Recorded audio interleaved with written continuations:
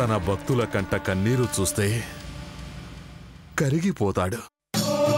వారి కోసం సూర్య చంద్రులని, అష్టదిక్కుల్ని, ఆఖరికి ఆ దైవాన్ని కూడా శాసిస్తాడు. ఆయన ఉన్నదే నిజమైతే త్వరలోనే మీ అమ్మని కలుస్తారు.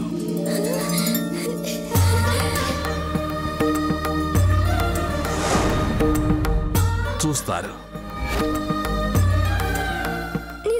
నిజమా తాత? ఈ ఫకీరెప్పుడు అసత్యం చెప్పడు తల్లి. మీ గమ్యమేమిటో తెలిసింది కదా. ప్రయాణం మొదలు పెట్టండి. థాంక్స్ తాత.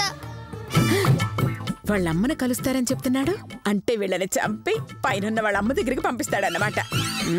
ముసలోడు మాయలోడే.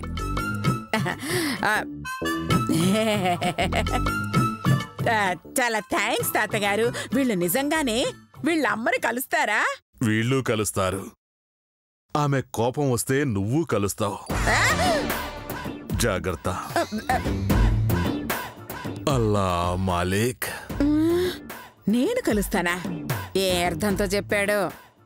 ఏది ఏమైనా ఈ యాత్రలో మాత్రం వీళ్ళని చంపలేకపోయాం. కర్మ. పదండి పదండి పదం.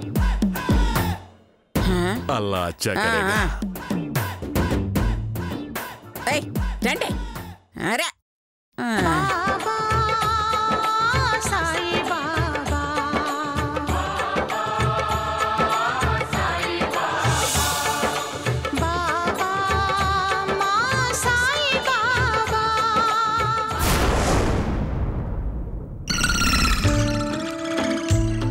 చిచ్చి నా మీద నాకే అసహ్యం వేస్తోంది.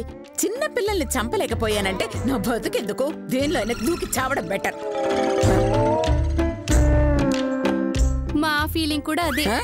ఏంటే వెళ్ళి చావమంటారా? ఏ చావలేరా?